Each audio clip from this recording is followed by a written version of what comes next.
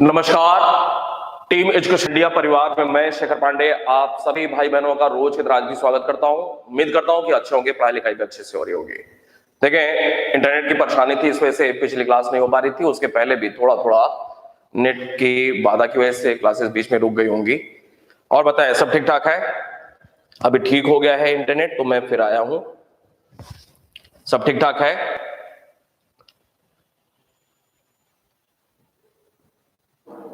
जी, चल गया।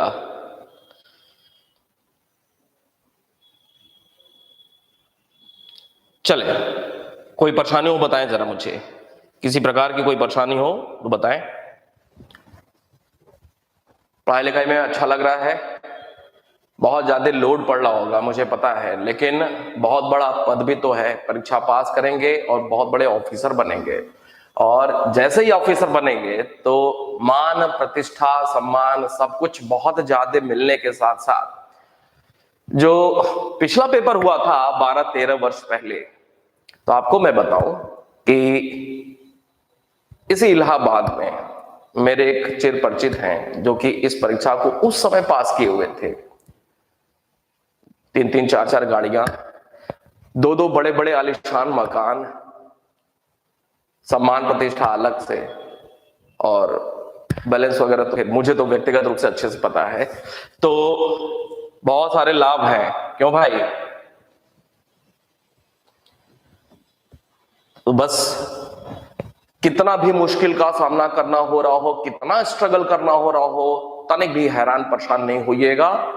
जितना मैक्सिमम हो सकता है अपने आप को खपा दीजिएगा। समझ लीजिएगा कि ये आपकी जीवन की अंतिम लड़ाई है और इसमें आपको सफल हो जाना है, क्योंकि आप सफल हो जाएंगे तो कम से कम आने वाली 3-4 पीढ़ियों के लिए आप कुछ करके जाएंगे। तो बस 2 महीने के आसपास की बातें हैं। बहुत अच्छा होगा, मुझे पता है बहुत सारा रिजल्ट आने वाला है।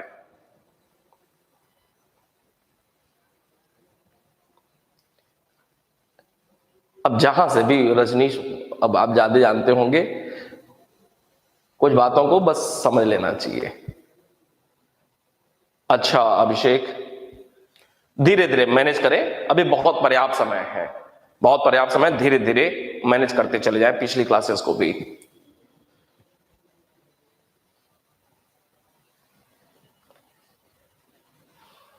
देखिए, एक बात बता रहा हूं आपको कि बहुत सारे लोग आप में से सरकारी नौकरियों में हैं। शुरू में बहुत अच्छा लगता है कि ऐसा कर देंगे, वैसा कर देंगे, ये हो जाएगा, वो हो जाएगा, मेरे जैसा तो कोई ईमानदार है ही नहीं, वगैरह वगैरह बहुत सारी बातें। 3 प्रकार के लोग होते हैं नौकरियों में। सरकारी नौकरियों की बात करें तो 3 प्रकार के लोग होते हैं जो मैंने देखा है, समझा है। एक तो ये जो कि समाज में बड़ा ही बदनामी झेलते हैं बाद में, उनकी जेब तो भरती है लेकिन बड़ा ही बदनाम होते हैं बाद में। डायरेक्ट इतना दो तो फिर ये काम करेंगे, ऑफिसर की बात कर रहे हैं। एक दूसरे किस्म के लोग जो कि डायरेक्ट नहीं कि ये दोगे तभी ये काम होगा, बल्कि एक बाईपास वो व्यवस्था बनाते हैं, एक बाईपास वो व्यवस्था बनाते हैं। मांगेंगे नहीं, लेकिन जो मिलेगा उसे लेने से भी हाथ पीछे नहीं खींचेंगे। मांगेंगे नहीं, लेकिन मिलेगा तो ले लेंगे। और तीसरे प्रकार के जो व्यक्ति होते हैं सरकारी अधिकारियों में, वो एकदम जिद पे अड़े रहते हैं, जिद पे अड़े रहते हैं, लेंगे नहीं। और ऐसे लोग उस विभाग में अन्य लोगों के लिए समस्या बहुत पैदा करते हैं। तो अन्य जो भी विभाग के कर्मचारी अधिकारी रहते हैं, बनती नहीं है, कोई उनके साथ बैठना पसंद नहीं करता है, बात करना पसंद नहीं करता है, बेचारे से बिल्कुल रहते हैं, अकेले पड़ जाते हैं। तो मुझे जो समझ में आता है, सिस्टम से रहिए और सिस्टम में इन्वॉल्व होकर के रहिए, अलग थलग ना पड़िए, कम लेकिन सकुशल जीवन जिए, कहीं उलझने की अत्यधिक आवश्यकता नहीं है। क्योंकि किसी भी चीज की दुनिया में कोई लिमिट नहीं है, न तो मान सम्मान की, न तो पद प्रतिष्ठा की, न तो रुपए पैसे की, कोई लिमिट नहीं है। लेकिन बहुत सारे ऐसे भौतिक संसाधन हैं उनकी वास्तव में, अब चूंकि साइंटिफिक रिसर्च कितने आगे बढ़ रहे हैं उस पर बहुत सारा कुछ डिपेंड करता है, कि हम चांद से और आगे नहीं जा सकते, हम सूर्य से और आगे नहीं जा सकते अभी, क्योंकि रिसर्च नहीं हुए हैं। 5,000 10,000 रुपए किलो चावल कोई खाता होगा जो कि अरबपति होगा, तो जो करोड़पति होगा वो भी वही स्टेटस मेंटेन करता होगा। मेरी बात समझ पा रहे होंगे आप लोग? ठीक है, शुरुआत करेंगे। पहला प्रश्न है कि दक्कन का वॉयसराय किसे कहा जाता था? दक्कन का वॉयसराय किसे कहा जाता था? दक्कन का वॉयसराय किसे कहा जाता था? शुरू करेंगे।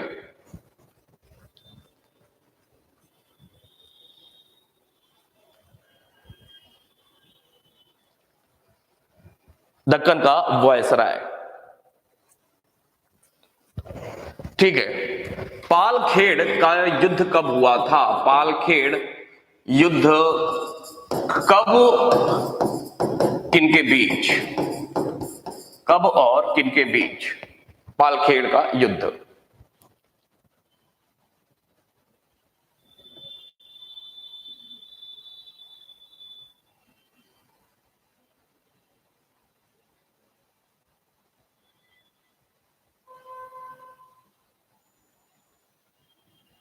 ठीक है, 1728 किसके बीच हुआ था? ठीक है, बिल्कुल 1728 बिल्कुल याद रखेंगे। कौन सा एक व्यक्ति था जिसने करनाल युद्ध में मध्यस्थता निभाई थी? करनाल युद्ध में मध्यस्थता किसने किया हुआ था? करनाल युद्ध में मध्यस्थता, जी बिल्कुल ठीक है, बाजीराव प्रथम, निजाम उल मुल्क। अरे दिव्या जायसवाल जी, रंगीला कहां से आ गया बीच में? बिल्कुल ठीक है, निजाम उल मुल्क, निजाम उल मुल्क। हैदराबाद का कौन सा निजाम था? हैदराबाद का कौन सा निजाम था जिसने अंग्रेजों के साथ सहायक संधि किया हुआ था? सहायक संधि अंग्रेजों के साथ किया हुआ था, और कब किया था? किसने और कब? कब, यह भी महत्वपूर्ण है, किसने और कब? दिनेश गलत हो गया मेरे भाई, ममता गलत है, रंजना गलत है। निजाम अली कब किया था? 1798 में, 1798 में। अगली बात, सलार जंग का मकबरा कहां पे है? सलार जंग का मकबरा, ये जो मैं प्रश्न पूछता हूं बड़ा ही कीमती प्रश्न है। ठीक है, बिल्कुल 1798। आकाश दिल्ली क्यों? गलत है ना? हैदराबाद, सलार जंग का मकबरा कहां पे है? हैदराबाद।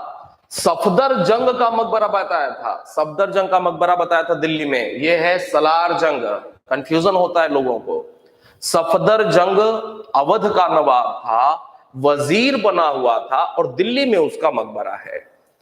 सलार जंग हैदराबाद से जुड़ा हुआ है, हैदराबाद में, ठीक है, मकबरा। कंफ्यूजन नहीं होना चाहिए जी। अब एक प्रश्न और, अंतिम निजाम कौन था? अंतिम निजाम कौन था? अंतिम निजाम कौन था? ठीक है, कोई बात नहीं आकाश।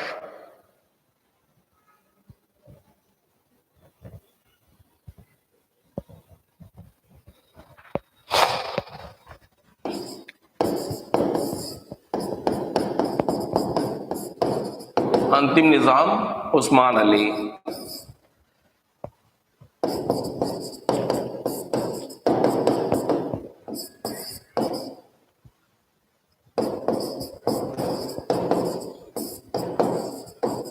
ये 4 ऑप्शन दे रहा हूं, बिल्कुल इनके शासन के क्रम में आपको लगाना है।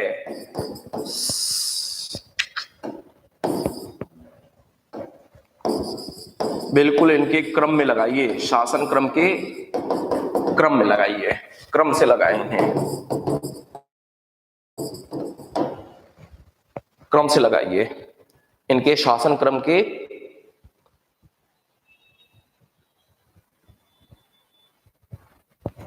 नासिर जंग, सलार जंग, निजाम अली और मुजफ्फर जंग को इनके शासन के क्रम में लगावे।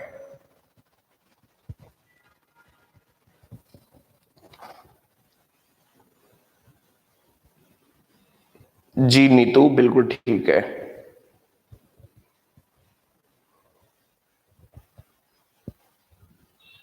जी सावन ठीक है। ये आपको बता रहे हैं कि किस किस प्रकार के प्रश्न किन किन डायमेंशंस में बन सकते हैं। अलग अलग विविध प्रकार के प्रश्नों के माध्यम से आपको बता रहा हूं, कुछ भी प्रकार का प्रश्न बन सकता है। अब यहां पे आपको एक प्रश्न के माध्यम से समझा दिया कि इस प्रकार के प्रश्न भी आने वाले दिनों में परीक्षाओं में मिलेंगे। अब इसका मतलब ये नहीं कि सिर्फ और सिर्फ हैदराबाद के संदर्भ में, मुगलों के संदर्भ में भी आपको याद रखना है। अवध में बताया 2-3, उनको भी याद रखना है। बंगाल में बताएंगे, उनको भी याद रखना है। अर्थात जो भी महत्वपूर्ण राजवंश हैं, उनके राजाओं के, शासकों के शासन क्रम आपको पता होना चाहिए, नहीं तो 1-2 प्रश्न गलत होगा। ठीक है, कौन सा एक, जी दिशा जी, तो मेरा काम है आपको बताना कि इस तरह से भी प्रश्न बनेंगे और आपको याद रखना है।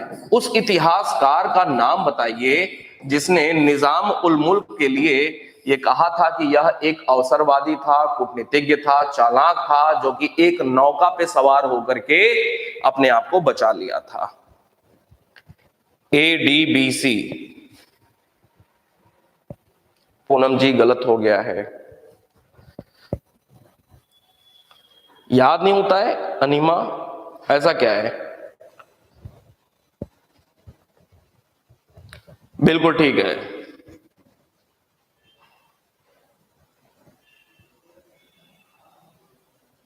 ठीक है, सिडनी 1। बहुत जल्दी जल्दी आंसर आ रहे हैं अब तो अचानक से। जहां बुद्धि विवेक का प्रयोग करना रहा, काम खराब। अवध का जो सूबा था, अवध, पहले तो ये बताएं सूबा का मतलब क्या होता है, सूबा बराबर क्या होता है, सूबा का मतलब क्या होता है?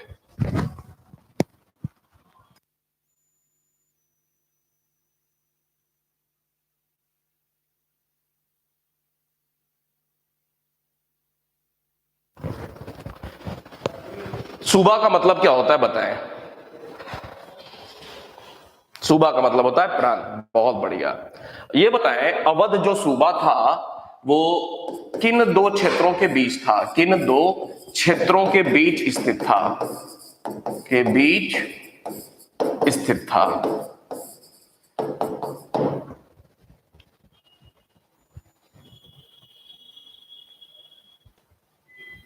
किन 2 क्षेत्रों के बीच स्थित था?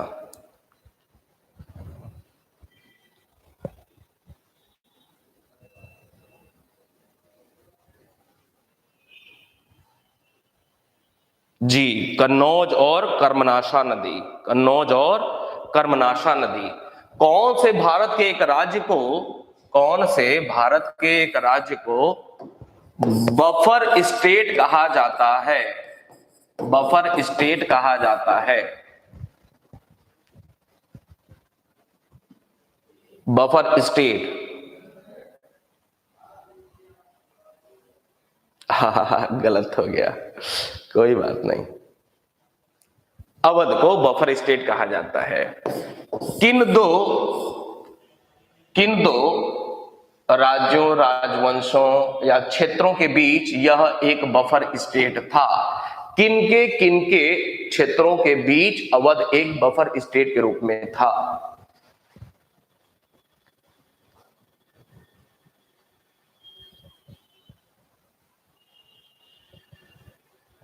अंग्रेज और मराठा।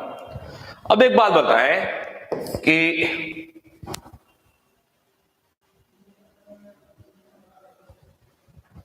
4 ऑप्शन दे रहा हूं, एक अलग प्रकार का प्रश्न कैसे बनेगा, सुनिए। ए, 1722 में कौन सा गलत है, इस प्रकार का भी प्रश्न आएगा परीक्षा में। 1722 में सादत खां अवध का सूबेदार बना, अवध का सूबेदार बना, ना अवध का फौजदार बना, इसको भी हटा, ठीक है। अच्छा, बी, इसने अवध में स्वतंत्र राज्य की स्थापना की, इस प्रकार के भी प्रश्न आएंगे, स्थापना की। सी, इसने सैयद बंधु के विरुद्ध षड्यंत्र में भाग लिया था, डी, इसने फैजाबाद को राजधानी बनाया था। कौन सा इसमें गलत है, गलत बताएं, गलत क्या है। प्रश्न रहेगा आपका, प्रश्न क्या रहेगा, निम्नलिखित में से कौन सा एक गलत है, निम्न में से कौन सा एक गलत है, में से कौन सा एक गलत है।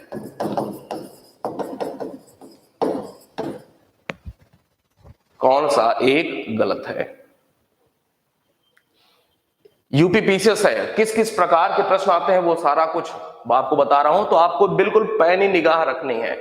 अब होता क्या है, लोग कहते हैं कि यूपीपीसीएस यूपीएससी को फॉलो कर रहा है, ऐसा नहीं है। इसी प्रकार के प्रश्न आते हैं और लोगों को लगता है अब ये कॉन्सेप्ट वाले प्रश्न आ रहे हैं, लोग गलत बात करते हैं, ये सारे तथ्य हैं, बस इस प्रकार से डिजाइन कर दिया है प्रश्न के रूप में। अब लोग कहते हैं अब कॉन्सेप्चुअल प्रश्न आ रहे हैं, नहीं, ऐसा नहीं होता है। यूपीपीसीएस में आज भी ऐसा नहीं है। इस बार का जो पेपर हुआ यूपीपीसीएस प्री का, तो लोगों ने हवा है तौबा मचाना शुरू कर दिया था कि यूपीएससी को, आईएएस को फॉलो कर रहा है, ऐसा तनिक भी नहीं है। आईएएस और पीसीएस की परीक्षाओं में जमीन आसमान का अंतर है, शुरू में भी था, आज भी, आगे भी रहेगा। यूपीपीसीएस आयोग कभी भी यूपीएससी को फॉलो नहीं कर पाएगा। लोग इन्हीं टाइप के प्रश्नों को देख करके कहते हैं अब कॉन्सेप्ट बेसिस प्रश्न आने लगे, ये कॉन्सेप्ट नहीं है, एक एक लाइन का तथ्य है जो आपको सब कुछ पता है। ये फौजदार गलत यहां पे शब्द प्रयोग किया हुआ है।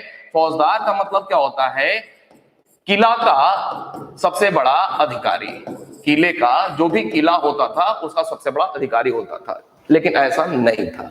ठीक है, फौजदार शब्द गलत है, बल्कि यहां पे सूबेदार होना चाहिए था। सूबे का जो सबसे बड़ा अधिकारी होता है उसे सूबेदार कहा जाता था। अवध एक मुगलों का सूबा होता था, समझ रहे होंगे आप जी। इस प्रकार के भी प्रश्न पूछे जाएंगे। चले कुछ और बातें कर लेते हैं जरा।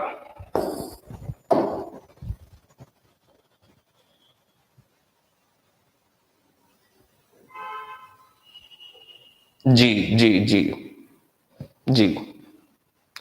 कौन सा अवध का एक नवाब था जिसने विष पीकर के आत्महत्या किया हुआ था? जल्दी बताएं, विष पीकर के आत्महत्या किया हुआ था। कौन सा एक अवध का नवाब था? जी सचिन।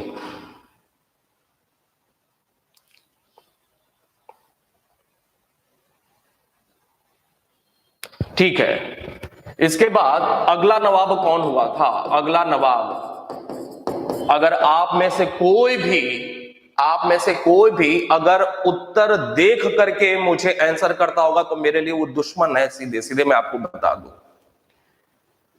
न तो मैं चीटिंग करता हूं, न तो चीटर्स मुझे पसंद है तनिक भी। परीक्षा पास कराने की जिम्मेदारी लिया हो तो आपको भी बिल्कुल ग्रेविटी मेंटेन करनी पड़ेगी, ईमानदारी दिखानी पड़ेगी। अपने पैर पे कुल्हाड़ी मारने वाली बात हो जाएगी अगर आप ऐसा करते होंगे। कोई भी गलत है वो। जिंदगी में पैसा और समय, जिंदगी में पैसा और समय दो सबसे महत्वपूर्ण चीज होता है। जिंदगी में समय और पैसा, और पैसे से भी ज्यादा महत्वपूर्ण हो जाता है समय। समय जो इतना आप दे रहे हैं ना, तो उसमें कोई चीटिंग नहीं होनी चाहिए, ध्यान में रखिएगा मेरी बात।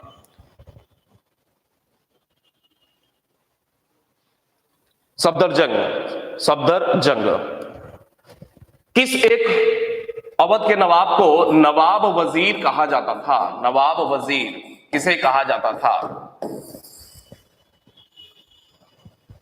इतना मेहनत करते हैं आप लोगों के लिए, लोग आते हैं, पढ़ाते हैं, चले जाते हैं अन्य जगहों पे। इतना बच्चों जैसे काम नहीं करता है, एक एक उंगली पकड़ पकड़ करके चलना नहीं सिखलाता है कोई। लेकिन यहां पे ऐसा होता है।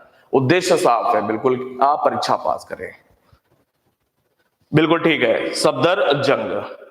सफदरजंग, सफदरजंग के बाद अगला नवाब कौन हुआ? सफदरजंग के बाद अगला नवाब कौन हुआ? सफदरजंग के बाद अगला नवाब,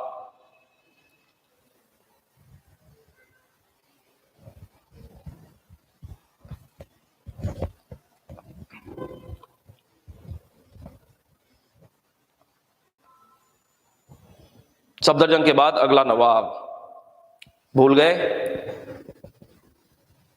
बिल्कुल ठीक है, शुजा-उद-दौला। शुजा-उद-दौला कौन सा एक अवध का नवाब था जिसने अहमद शाह अब्दाली का साथ दिया था, का सहयोग किया था? अहमद शाह अब्दाली का सहयोग किया हुआ था।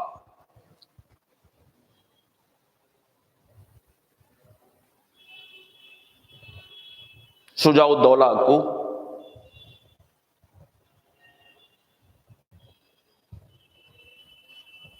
शुजा-उद-दौला, शुजा-उद-दौला, ठीक है। कौन सा एक अवध का नवाब था? इसका भी उत्तर शुजा-उद-दौला। कौन सा अवध का एक नवाब था जिसने मुगल शासक शाह आलम द्वितीय को अवध में शरण दिया था? अवध में शरण दिया था, शरण दिया था। कौन सा एक अवध का नवाब था जिसने मुगल शासक शाह आलम द्वितीय को अवध में शरण दिया हुआ था? जी आकाश, फिर से शुजा-उद-दौला, बिल्कुल ठीक है।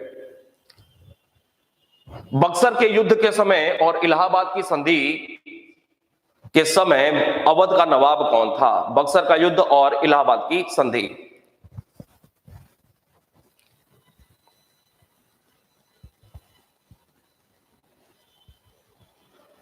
यही था, बिल्कुल ठीक है, शुजा-उद-दौला, शुजा-उद-दौला। चले, शुजा-उद-दौला के बाद अगला नवाब कौन हुआ था? अगला नवाब कौन हुआ था शुजा-उद-दौला के बाद? शुजा-उद-दौला के बाद अगला नवाब कौन हुआ था?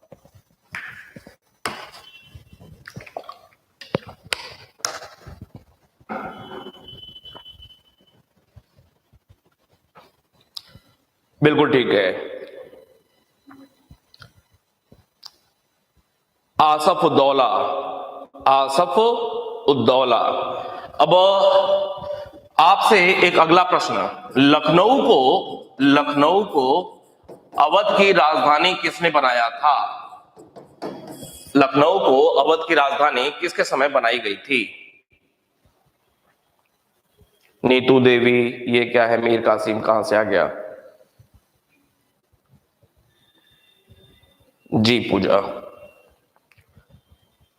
आसफ-उद-दौला, आसफ-उद-दौला।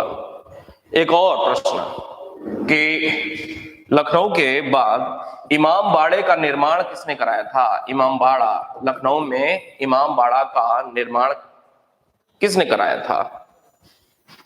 वही जो आप भूल भुलैया के नाम से जानते हैं, अक्षय कुमार वाली भूल भुलैया नहीं, ये लखनऊ की बात हो रही है।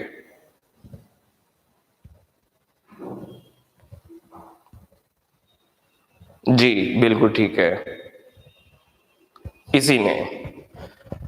आपको एक प्रश्न बताया था कि कौन सा एक गवर्नर जनरल था जो अवध की बेगमों से धन ऐंठने का बुरा कार्य करता था। अवध की बेगमों से धन ऐंठना,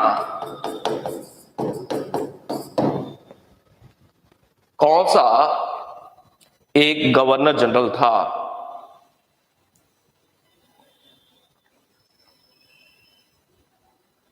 अच्छा अच्छा, आशा जी बहुत बढ़िया, घूमते फिरते रहना चाहिए। Warren Hastings, Warren Hastings. Awadh के किस नवाब से, अवध के किस नवाब से सहायक संधि और कब की गई थी अंग्रेजों के द्वारा? किस नवाब से और कब?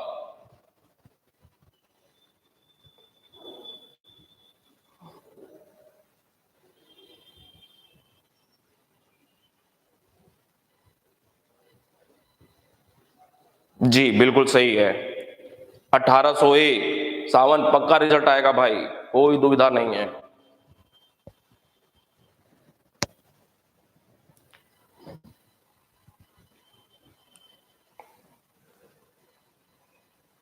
गलत है, वाजिद अली शाह किसी ने लिखा, सादत अली, सादत अली, सादत अली। निजाम अली वहां पे था। निजाम का मतलब क्या है, कई बार बताया है, क्यों नहीं समझ में आ रही है बात, कि निजाम का मतलब है हैदराबाद, तो अवध में कहां से आ जाएगा निजाम शब्द? निजाम अली हैदराबाद, सहायक संधि, अवध की बात हम लोग कर रहे हैं, सादत अली है यहां पे, ठीक है, सादत अली। कौन सा एक अवध का नवाब था जिसे राजा की उपाधि दी गई थी, किसके द्वारा? किस नवाब को अवध के, और किसके द्वारा? किस नवाब को और किसके द्वारा?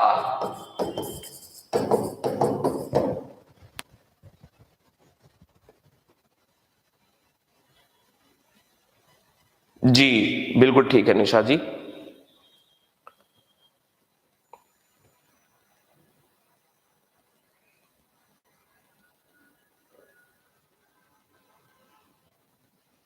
गाजिउद्दीन हैदर, और जी नहीं तो बहुत बढ़िया, लॉर्ड हेस्टिंग्स, वॉरेन हेस्टिंग्स नहीं, लॉर्ड हेस्टिंग्स, बहुत बढ़िया, बहुत बढ़िया,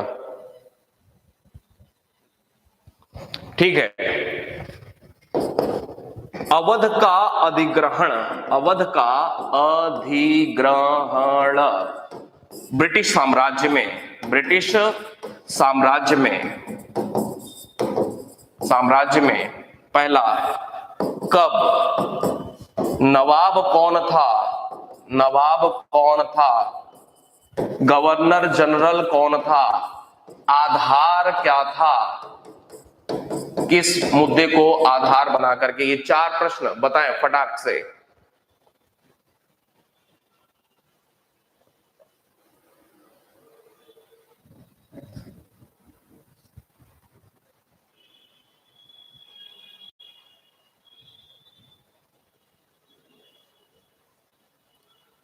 वाजिद अली शाह, लॉर्ड डलहौजी, 1856, कुशासन का आरोप, बिल्कुल ठीक है, बहुत बढ़िया।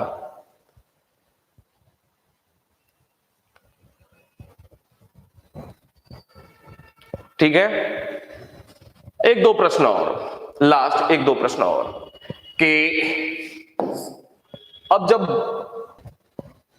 अंग्रेजों ने अवध का अधिग्रहण कर लिया जबरदस्ती 1856 में, तब का मतलब यह हुआ कि अब अवध का कोई स्वतंत्र नवाब तो होगा नहीं, क्योंकि अवध अब अवध नहीं है, वो ब्रिटिश साम्राज्य हो गया। अवध अब खत्म हो गया, अवध समाप्त हो गया 1856 में। अवध अब क्या हो गया? 1856 से अब ब्रिटिश साम्राज्य का अंग हो गया, ठीक है, ब्रिटिश साम्राज्य का अंग हो गया भारत में। एक प्रश्न बनेगा यहां पे, ध्यान देंगे, दो प्रकार के प्रश्न बनते हैं अलग अलग। अब मैं अगर आपसे ये पूछूं कि अवध का अंतिम नवाब कौन था, नवाब कौन था, अवध का अंतिम नवाब कौन था?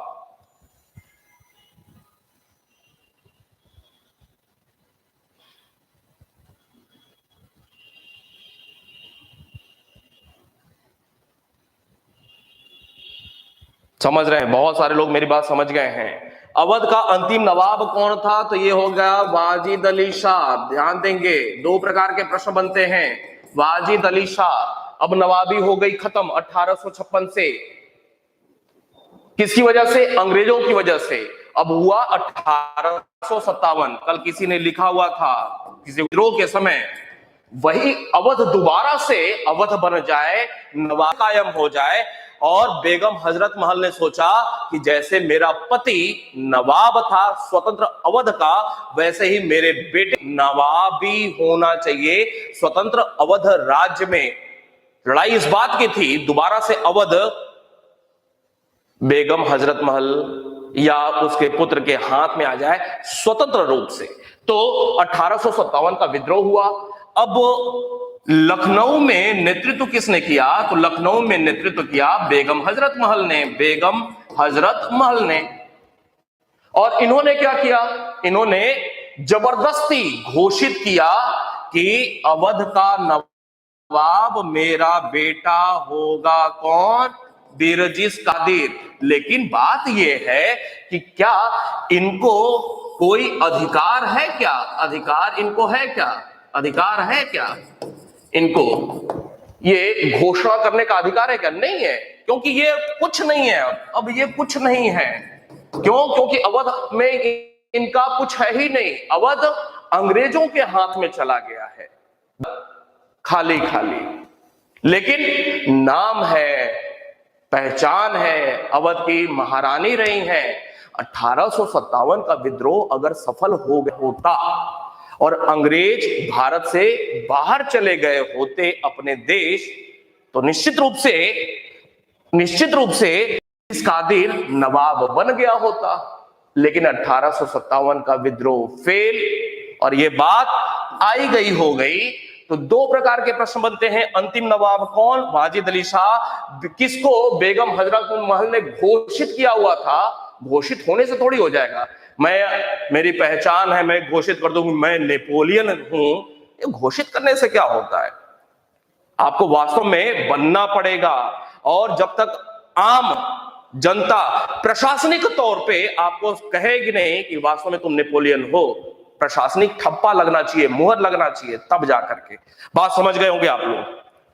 ठीक है, चले।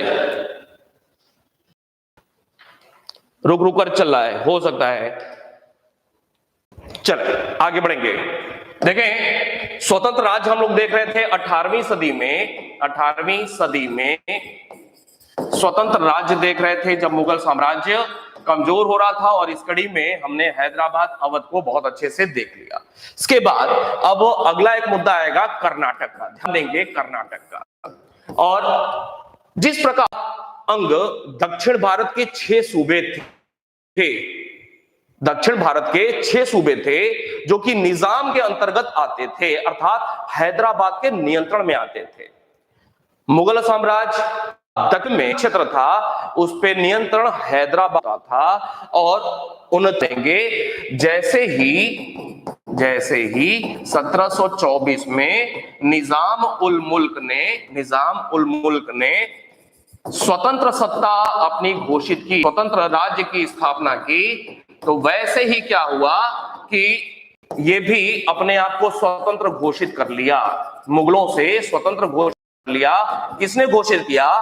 सादुतुल्ला खान ने। किसने? सादुतुल्ला खान ने अपने आप को स्वतंत्र घोषित कर लिया मुगलों से। तो प्रश्न बनता है कि कर्नाटक में एक स्वतंत्र राज्य की स्थापना किसने की? तो कर्नाटक स्वतंत्र राज्य की स्थापना का श्रेय जाता है सादुतुल्ला खान को। मेरे द्वारा लिखे हुए बातों का आप नोट करेंगे, जरा ध्यान देंगे, नोट करते चले जाएं। पहली बात, कि यह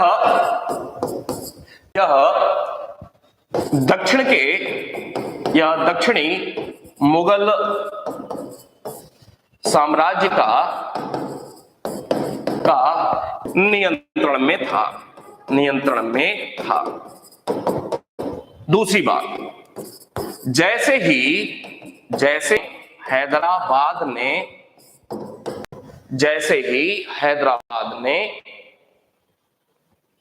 थोड़ा सा वेट कर लेते हैं 5 सेकंड वेट करते हैं, अभी ठीक हो जाएगा। अभी वेट करते हैं।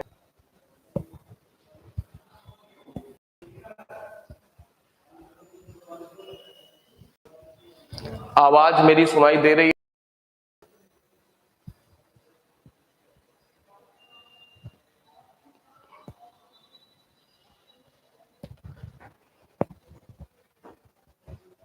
आज परेशानी आ रही है, नेटवर्क की परेशानी आ रही है। आवाज मेरी सुनाई दे रही है?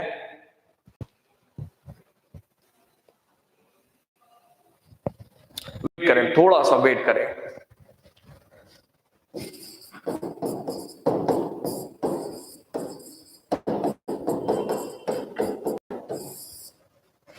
थोड़ा वेट करें, अभी ठीक हो जाएगा।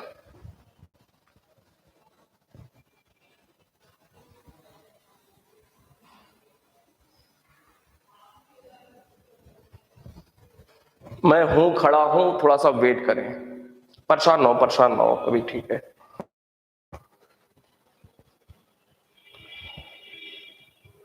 बिल्कुल परेशान ना हो, आवाज आ रही है।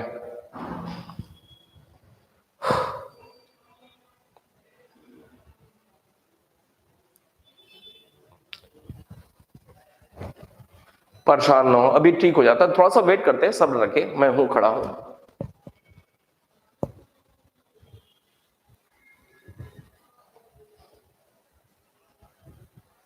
बिल्कुल इत्मीनान से रहें। वॉइस आ रही है ना? वॉइस आ रही है ना? ठीक है। आवाज मेरी सुनाई दे रही है? बताएं मुझे, आवाज मेरी सुनाई दे रही है? वॉइस क्लियर है? ठीक है, सही चल रहा है? ठीक है, ठीक है, घबराने की जरूरत नहीं है। ओके, आगे बढ़ते हैं। दक्षिण में जो मुगल साम्राज्य 6 सूबों वाला था, और नियंत्रण किसका था? हैदराबाद के निजाम का नियंत्रण था। तो जैसे ही हैदराबाद ने मुगलों से अपनी पृथक स्वतंत्र सत्ता स्थापित की, वैसे ही हैदराबाद से स्वतंत्र हो जाता है कर्नाटक। कौन करता है? सादतुल्ला खां करते हैं।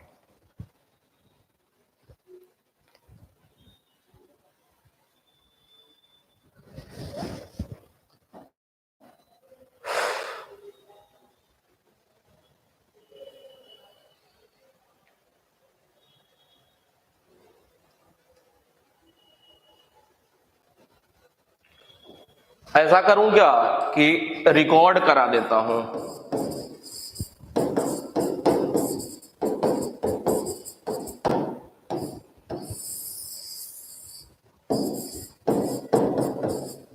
ठीक रहेगा?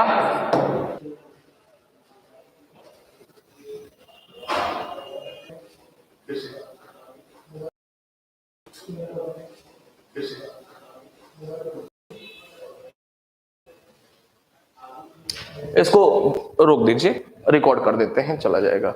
हाँ, मैंने लिख, रोक दीजिए, रिकॉर्ड कर देते हैं, चला जाएगा। हाँ, मैंने लिख दिया यहां पे। ठीक है, देखिए नेटवर्क की परेशानी हो रही है, तो मैं क्लास को रिकॉर्ड करा देता हूं। देखिए, क्लास रिकॉर्ड करा देते हैं और आपको पहुंच जाएगी क्लास। ठीक है, आज थोड़ा डिस्टर्बेंस है। हाँ, परेशानी है आज। सही।